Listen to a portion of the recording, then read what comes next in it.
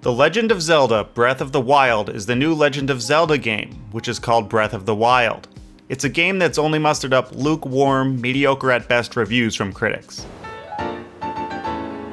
Oh shit, did I say mediocre? I meant to say absolutely perfect from pretty much all of the top review sites. This is a huge improvement in review scores from the previous Zelda game on console, Skyward Sword, which got scathing reviews from critics everywhere. Oh, wait, so which Legend of Zelda games aren't perfect? It seems as though Zelda games almost always get extremely favorable reviews, so it's tough to tell exactly how good each game actually is on their own merit. It's probably hard to be unbiased about the series if you've been playing Zelda games since you were a little kid and see all things Zelda through rose-colored glasses. Which brings us back to Breath of the Wild. This game was originally announced for the Wii U shortly after the console was released in 2012, and it's been teased, hyped, and delayed throughout literally the entire lifespan of the Wii U. Every year since 2013, Wii U owners would wonder to themselves, is this going to be the year that Zelda finally comes out and rescues me from my otherwise miserable existence? And yet, every year the game would get pushed back, eventually to the point where it wouldn't even come out until Nintendo released their next console, the Switch. So after years of riding the hype train, the game was released along with glowing reviews, bringing the hype to an absolute fever pitch. This is why I feel I must do my duty and help separate the 10 out of 10s from the 10 out of 10s. I have no special love for the Zelda series. I never had a Nintendo growing up, and I didn't play any Zelda game until I was in my mid-20s. I enjoyed my time with Link to the Past and Wind Waker when I finally got to them, but I feel no nostalgia for them. So all that aside, let's get down to the $87 trillion question. Does Breath of the Wild live up to all the hype? Is this the ultimate adventure game that you've always wanted? Or is this an overrated game from a series that has lost its way? Is this review just some sort of contrarian nitpicky horseshit? Or is it another glowing review disguised by a clickbait video title? Well, let's find out. As for spoilers, I'm not going to go much into detail about the story. I haven't even completed the main storyline myself yet. But I will be showing some locations, items, and monsters from all throughout the game. So if you want to discover every little thing for yourself, or are one of those people that freaks out when you get even a whiff of spoilers, well, I'm not even really sure why you're watching any Zelda video online, but just a heads up, there will be some spoilers ahead. Breath of the Wild begins with Link being woken from some sort of mystical sarcophagus, which coincidentally is exactly how Doom 2016 started off, but not quite as gory this time. You then find out that Link has amnesia and has no idea where he is or what he's doing. It's basically the Bourne identity of Zelda games. Before playing the game, I was worried that it might be bogged down with story and exposition, and that it would require knowledge of previous Zelda lore in order to understand. I was also expecting it to have a long, laborious training section that would hold your hand as it teaches you how to play. Instead, Link has lost all of his memories, so I didn't need to know anything about previous Zelda games, and you're immediately thrust into this massive open world, and the player can freely explore and discover how to play on their own terms. It's satisfying and empowering when a game lets you learn through experience rather than through tutorials. Just by walking around and experimenting, I learned that you can climb up almost anything, but you have limited stamina. I learned that rain makes surfaces slick and thus makes climbing harder. I learned that you can cut down trees and use wood to start fires. Once you make a fire, you can either skip ahead in time by resting, or you can use the fire to cook raw ingredients into meals, which have varying effects when consumed. I learned that extremely cold or extremely hot temperatures will slowly drain Link's health. I learned that weapons are abundant, but break after being used only a few times. I learned that you can use your shield as a surfboard, which lets you shred down any hill. Each time I learned something new, there's that kind of wow moment as I realized how detailed and layered Breath of the Wild is. That sense of discovery adds a richness and energy that would likely be absent if there was just some NPC telling you exactly what to do each step of the way. Despite some technical deficiencies and some minor annoying gameplay elements, this game is completely engrossing.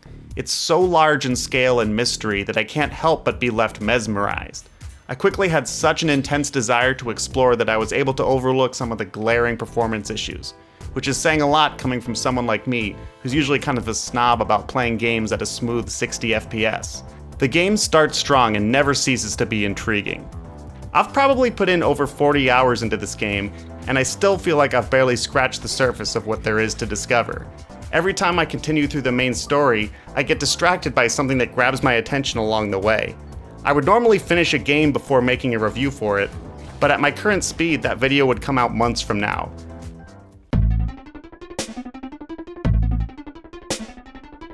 There's lots of treasures and goodies to be found throughout the game, but it also didn't take me long to find that Breath of the Wild is often tough as shit, man.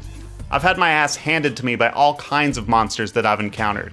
Even early in the game, there are enemies that can kill you in a single hit. Since you are free to go wherever you want, there's nothing stopping you from wandering into an area with high-level monsters that can quickly overpower you. Sometimes I would just be walking along, minding my own business, only to be confronted by a massive boss creature that would seemingly come out of nowhere. Sometimes you can quickly spot a way to take them down, but more often than not I would just say nope and get the fuck out of there as quickly as I could. Once I got to safety, I then tell myself, I'm not a coward, I just need to, boost Link's stats and abilities up first. Then I'll come back and get my revenge. You'll see. There's definitely a sense of danger when exploring the massive open world. It would be far less exciting if the game were too easy and didn't challenge you as you try to find the next treasure chest. It's a balanced risk and reward system that makes each treasure and secret feel earned, which is all that you can hope for in a game like this. The danger and the difficulty of this game also incentivizes players to upgrade Link's health and equipment, which gives you the ability to take on some of the tougher challenges. You can increase your max health and stamina by completing shrine trials, which kind of act as this game's version of dungeons from previous Zelda games. You can find shrines all over the place and you can complete them in any order. Some are easy to find and are just right out in the open, others require you to complete some sort of puzzle or challenge in order to reveal them. But for every 4 shrines you complete, you can give yourself an additional heart container or stamina container.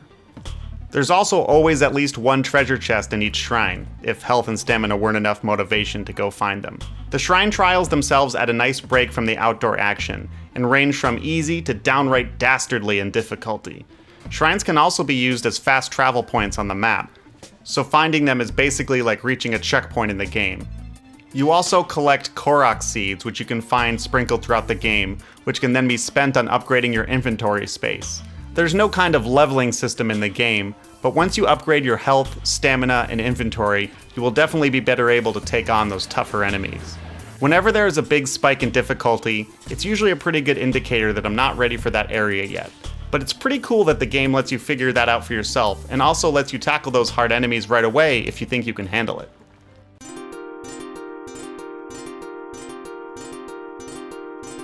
For better or worse, Nintendo games always seem like they're made in a bubble.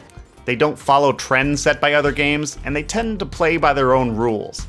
The biggest influence on Mario games are other Mario games. The same goes with Zelda. A Link Between Worlds on the 3DS is a relatively recent Zelda game, and while it's a really solid game, it mostly rehashes all of its mechanics from A Link to the Past, which came out on Super Nintendo over 20 years earlier. It was a safe bet to assume that Breath of the Wild would fit right in line with the previous 3D Zelda entries, like Ocarina of Time, Majora's Mask, Wind Waker, Twilight Princess, or Skyward Sword. I haven't played all of those games, but I've dabbled enough with Ocarina and Wind Waker to get a feel for the formula. This is why I was kind of shocked to find out that Breath of the Wild feels different from any other Zelda game that I've played. It might technically be a Legend of Zelda game, but in a lot of ways it plays more like a Far Cry game. In my time playing, I noticed several other similarities that Breath of the Wild shares with other games. Let's take a moment to look at some of those similarities now. Climbing towers in order to reveal the area on your map, same as Far Cry.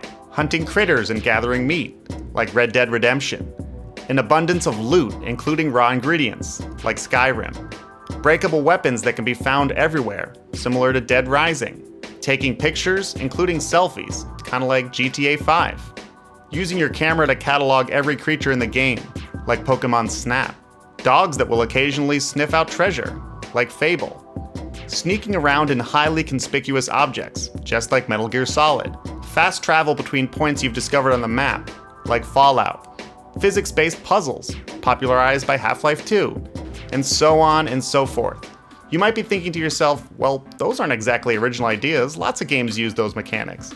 But that's my point. Nintendo finally borrowed some tried and true ideas from other modern games, and Breath of the Wild is much better because they did. Breaking from the Zelda formula also constantly subverted my expectations and added to the intrigue and mystery that is so strong in this game. For the most part, all of the different mechanics and systems work really well together, leaving lots of room for creative ways to tackle each situation. It's an open world game that feels polished and refined, but not everything about Breath of the Wild is perfect. Which brings us to our next segment. Here's the part of the video where I bitch and moan about all of the things wrong with the game. Earlier I mentioned that the game has a choppy frame rate. That definitely doesn't go away.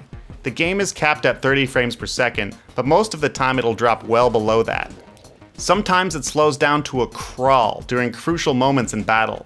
What you're seeing now isn't video lag, by the way. This is what the frame rate actually looks like a lot of the time. I'm playing the Wii U version of the game, but from what I've read it seems as though the frame rate is an issue on the Switch as well. The game also has some rough edges in the graphics department. The art style is really nice looking, but it also lacks that texture detail, anti-aliasing, and shader quality that has become standard in modern games. Look at Zelda compared to the recently released Horizon Zero Dawn on PS4. They look like two games released in totally different eras, but they came out in the same week. I know, the PS4 is a different system than Nintendo, and Nintendo has never prioritized graphics or system power or blah blah blah, but I just can't help but wonder what Zelda Breath of the Wild would be like at 1080p at 60 frames a second. Oh man. Alas, that's just a pipe dream. Perhaps the most controversial aspect of Breath of the Wild is weapon durability. I actually don't have a problem with weapons breaking, but I wish there was some kind of indicator of how damaged your weapons are. You'll be using a sword or a spear and then all of a sudden the weapon will just break. Some sort of status bar or color indicator or something would be nice. There's a crafting element of this game in the form of cooking, and while I love the variety and different recipes you can make while cooking, the actual process of cooking is a bit of a pain. You can't batch cook or produce anything in bulk, which means you have to fumble through your inventory for every individual thing you cook. This means you will end up spending a lot of time cooking dishes, which isn't particularly fun. Some of the puzzles are really frustrating as well, specifically the gyroscope puzzles which require you to tilt the gamepad back and forth in order to solve. These sections feel clunky and are hard to control. I like games that are hard, but I don't like it when something is hard because of bad controls. The dynamic weather conditions make the game more immersive and more interesting, but occasionally can be really frustrating. For example, there is this quest where I needed to carry a flaming torch from one area to another.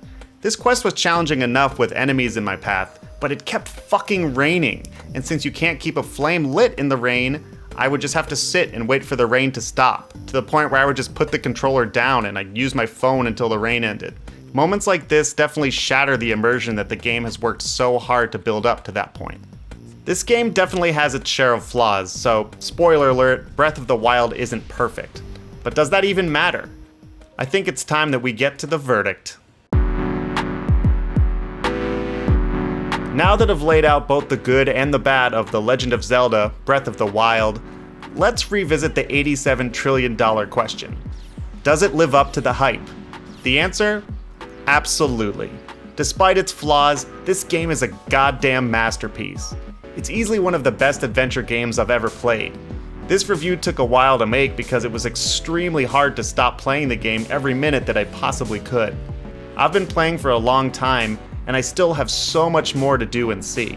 It's truly impressive how much content this game has to offer, and it's even more impressive how easily this game makes you forgive and forget its shortcomings. I told you I'm not a huge Zelda fan, but you don't need to be a fanboy to appreciate the quality of this game. For Wii U owners, this is the last great ride for a sneakily underrated console. For Switch owners, this game is well worth the price of admission for buying a new console. So despite the clickbait title and all the issues I had with the game, in addition to the fact that I don't give out number ratings for my reviews, I give Breath of the Wild a 10 out of 10. Yep, I got brainwashed by this game just like everyone else. Alright, thanks for watching. Check out more game reviews on my YouTube channel, and also check out my livestream channel at twitch.tv/KirkLinden. Peace.